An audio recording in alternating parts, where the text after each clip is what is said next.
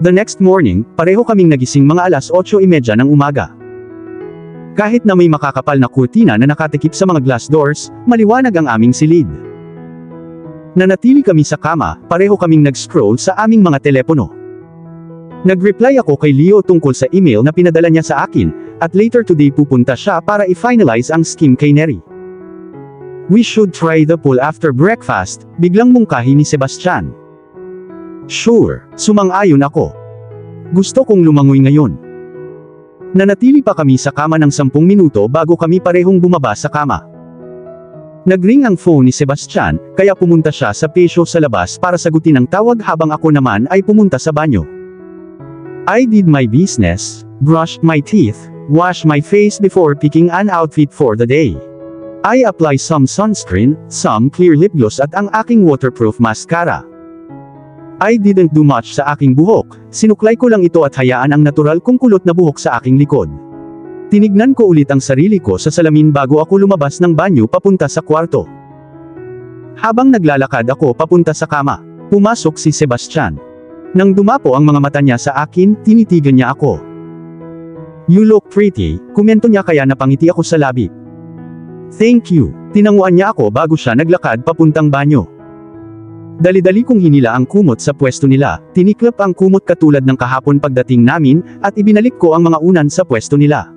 Nang matapos ako, naglakad ako papunta sa mga kurtina, at hinila ito sa sulok para pumasok ang sikat ng araw sa kwarto. Damn, it's bright. Binuksan ko ang glass door at tumama sa mukha ko ang malamig na hangin. Sinulyapan ko ang pool at ang dagat at mukhang nakaka-inviting. Dapat ba akong maglagay ng sunscreen? Narinig kong tanong ni Sebastian. Isinasaalang-alang na kailangan naming maglakad sa restaurant, maglakad pabalik dito, gumugol ng ilang oras sa pool, lahat ng iyon sa sikat ng araw. Oo, malakas ang sagot ko sa kanya para marinig niya ako. Dinala ba niya ang kanya? Nasa counter, sabi ko sa kanya. Hindi siya umimik, sa halip, lumabas siya ng banyo, hubad ang dibdib na nakasuot lang ng isang gray na short sa isang kamay, hawak niya ang bote ng lotion kong sunscreen habang sa kabilang banda ay may t-shirt. Wala siyang masyadong suot, but he looked good. Can you help me? I can't reach my back, sabi niya at tumango ako. Naglakad ako palapit sa kanya, kinuha ko ang sunscreen sa kanya at tumalikod siya na ipinakita sa akin ang kanyang muscled na likod. Damn! Nilagay ko ang lotion sa likod niya bago ipinahid sa balat niya. Minasahe ko ang kanyang bold na balikat bago bumaba sa kanyang kalamnan. Mula doon, pumunta ako sa lower back niya, dahan-dahan kong pinunasan ng sunscreen. Nilagay ko din sa braso niya. Ginawa mo ba ang harapan mo? Tanong ko habang tinatapos ko ang mga braso niya. Oo, medyo nakaramdam ako ng pagkabigo. Okay, nilagay ko ang bote sa bed table malapit sa gilid ko. Kinuha ko ang phone ko at ang bag ko, habang sinusuot niya ang kanyang light yellow na V-neck t-shirt. Dinukot din niya ang kanyang wallet at ang kanyang phone. Pareho kaming lumabas ng cabin namin at pumunta sa isa sa mga restaurant sa isla. Nang marating namin ang front counter, lumapit sa amin ang isa sa mga waiter na may nakakaakit ng ngiti. Hi, I'm Bridget. I'll be your waiter for breakfast. May I suggest a nice place for you? Tanong niya sabay tingin sa akin. Tumango ako, naglakad siya sa harap namin, at sinundan namin siya. Nanlaki ang mata ko nang makita ko ang lugar kung saan kami mag-aalmusal. Puno na ito, ngunit maswerte kaming nakahanap ng isang pwesto na siyang ikalimang upuan sa kanan. Settle down, I'll bring your menus, sabi ni Bridget, bago naglaho sa harapan. Pareho kaming umupo ni Sebastian, at nilagay ko ang bag ko sa tabi ko. This place is amazing, komento ko. It is, sumang-ayon si Sebastian. Bumalik si Bridget at inabot niya sa amin ang menu card. Sa hindi inaasahang pagkakataon ay may inilabas siyang red rose sa kanyang waiter vest, at iniabot sa akin. A beautiful rose for a beautiful lady. Ngumiti siya nang nakakaakit. Thank you, magalang akong ngumiti habang hinahawakan ito. Tumango siya sa akin bago naglakad palayo. Inilapag ko ang rose sa mesa, bago tumingin sa menu card. He's a little friendly, isn't he? Narinig kong sabi ni Sebastian, napatingin ako sa kanya at nakita kong nakatingin siya sa menu card. Maybe that's he is. Nagkibit balikat ako. I wonder if he ever got in trouble because of his friendly habit. Matigas niyang sabi, pero parang babala. Hindi ko alam kung palakaibigan ba si Bridget o nanliligaw, dahil kung nanliligaw siya ay alam niya ang mga panganib habang nakasuot ako ng isang singsing sa aking daliri. At kahit na hindi niya ginawa, there is a first at everything. Idinagdag niya. Iyan ay sapat na pahiwatig. I silent look down at the menu card deciding what to order, bumalik si Bridget at kinuha ang order namin. May I suggest you the sweet be my Valentine side dish, it takes most people in the clouds. Nginitian niya ako. No, I'm good, tinanggihan ko ng matino. Are you sure? Yes, she is sure, sabi ni Sebastian, matigas ang boses. Tumango si Bridget at naglakad palayo. Napatingin ako kay Sebastian at nakatingin ngayon siya sa dagat sa tabi namin, blanko ang mukha. I cleared my throat para makuha ang atensyon niya. Pwede ba tayong mamasyal sa beach pagkatapos ng almusal? Tumango siya, sure. Ngumiti ako. Ipinatong niya ang kanang kamay niya sa mesa, kaya napatingin ako dito. Tumingin ulit ako sa kanya bago ipinatong ang kamay ko sa ibabaw niya. Binigyan niya ang kamay ko ng mahinang pisil. Makalipas ang ilang minuto, naglakad pabalik sa amin si Bridget. Dumapo ang mga mata niya sa mga kamay namin, at tumingin siya sa akin. Tahimik niyang inilapag ang pagkain namin sa mesa, bago tumango. Binitawan ko ang kamay niya nang magsimula na kaming kumain. Kinuha ko ang tinidor ko at kinagat ko ang pancake ko. Wait, let me clean this space first, sabi ni Sebastian, at naguguluhan akong tumingin sa kanya. Clean the space. Everything was already clean, pinagmasdan ko ang pag-abot niya para kunin ang bulaklak na binigay ni Bridget kanina, at itinapon niya ito sa tubig. Now it's clean.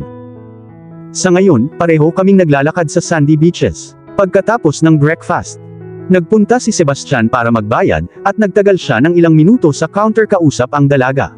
May sinulat siya o pinirmahan na hindi ko alam habang hinihintay ko siya sa sidewalk. Manipis at mainit ang buhangin. Naglakad kami malapit sa gilid ng tubig dagat para hindi masunog ang mga paa namin. Ang tubig ay paminsan-minsan ay bumubulusok sa aming mga paa, minsan sa aming mga binti. Ang ilang mga bata ay naglalaro sa paligid, tumatakbo o naghuhukay ng mga butas sa buhangin. Ang ilan ay naglalakad sa paligid upang maghanap ng ilang mga seashells, habang ang kanilang mga magulang ay nakaupo sa dalampasigan, nagpapatan, o nagbabasa ng libro. Sandali, narinig kong sabi ni Sebastian nang bigla siyang huminto at naglakad sa likuran ko. Lumingon ako at nakita ko siyang papunta sa dagat. Naglakad siya hanggang ang tubig ay nasa kanyang calf, yumuko, tumingin ng mabuti bago siya sumugod at kumuha ng kung ano. Naglakad siya palabas na may hawak na asul na alimango. How did you spot that? Nagtataka kong tanong. He was right by your foot, sabi sa akin ni Sebastian. Oh, it is pretty, komento ko. Ang alimango ay asul, ang ilalim nito ay kulay orange at may ilang kulay gray spot sa shell nito. Nag-agree naman siya. Nang mapagmasdan namin ito ng mabuti, binitawan niya ito sa tubig. Naglakad kami ng ilang metro bago namin namataan ang isang matandang nagtitinda ng fresh coconut water. Lumapit kami sa kanya at bumili ng 2 coconuts. It was refreshing. Nang matapos kami ay bumalik na kami sa cabin. I'll be by the pool, pagpapaalam sa akin ni Sebastian, sabay tanggal ng t-shirt niya. Inihagis niya ito sa kama bago tumingin sa akin. I'll change and I'll join you, sabi ko at tumango siya. Pumunta ako sa banyo at nagpalit ng bikini.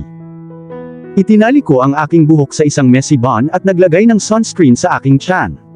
Lumabas ako ng banyo, at napalingon ako malapit sa pool nang may narinig akong kumatok sa front door. Naglakad ako papunta dun at binuksan ang pinto. Oh my God! Isang babae, na alam kong isa sa mga empleyado ng resort na may logo sa kanyang shirt, may hawak na isang bouquet ng pulang rosa sa kanyang kamay. Mrs. Alvaro, tanong niya, at tumango naman ako. These are for you. Kinuha ko iyon sa kanya, at tumingin sa mga magagandang bulaklak. Maaari ko bang malaman kung sino ang nagpadala nito? Tanong ko sa kanya. Of course, it was ordered from Mr. Alvaro for you. Sagot niya na ikinagulat ko. Si Sebastian ang nag-order ng bouquet na ito para sa akin. Salamat, sabi ko sa kanya at ngumiti siya sa akin. Umalis siya at isinara ko ang pinto. Pumunta ako sa kwarto at inilagay ang bouquet sa desk. Buti na lang nasa tubig na ang mga bulaklak. Tumingin ako sa labas at nakita ko si Sebastian sa phone niya na may kausap habang pabalik-balik sa pool. Alam ko ang perpektong paraan para magpasalamat sa kanya. Naglakad na ako palabas, at nang makalapit ako sa kanya, huminto siya sa kanyang paglalakad at binigyan ako ng nagtatanong na tingin. Lumapit ako ng ilang hakbang palapit sa kanya, ipinatong ang kamay ko sa balikat niya habang nakatipto ako para halikan ang pisngi niya. Natigilan siya ng ilang segundo bago tumingin sa akin. Hinila ko siya palayo, pero mabilis niyang binalot ang kanyang braso sa aking likod, hinila ako papunta sa kanya. Hindi yun ang nasa isip ko. I need to go. Kung may mga tanong ka pa patungkol sa gawain ito, kontakin si Adam at kausapin mo siya. Sabi niya sa kung sino mang kausap, habang ang mga mata niya ay nasa akin. Mabilis niyang tinapos ang tawag, ngayon para saan iyon? Thank you for the bouquet. Nagawa kong sabihin. Oo, andito na pala, sabi niya, at tumango naman ako. And you like it? Tanong niya, at tumango ulit ako. Great, komento niya. Ang hindi ko inaasahan ay yumuko siya at magaling na ibinalot ang braso niya sa ilalim ng hita ko, binuhat ako ng bridal style. Bigla kong ipinulupot ang aking mga braso sa kanyang leeg, habang nakatingin sa kanya na nanlalaki ang mga mata.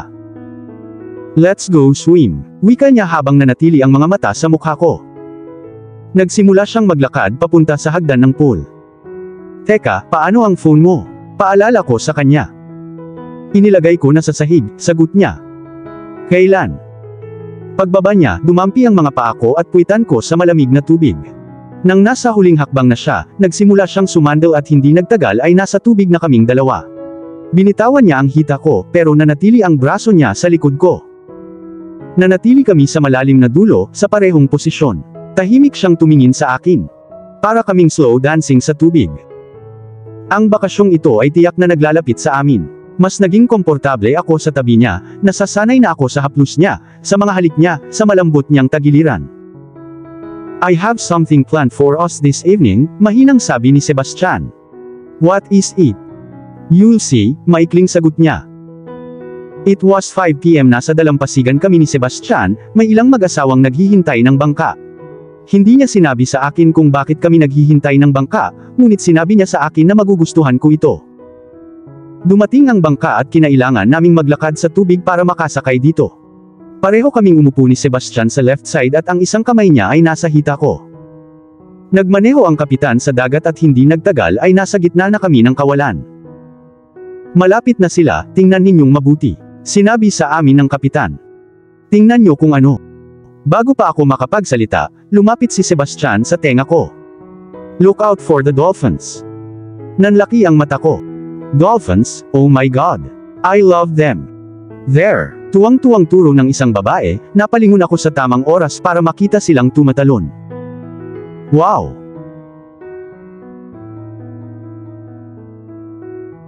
At dito na po, nagtatapos ang part 18 ng ating kwento. Sabay-sabay po nating abangan ang susunod na kabanata. Maraming salamat po. God bless and stay safe.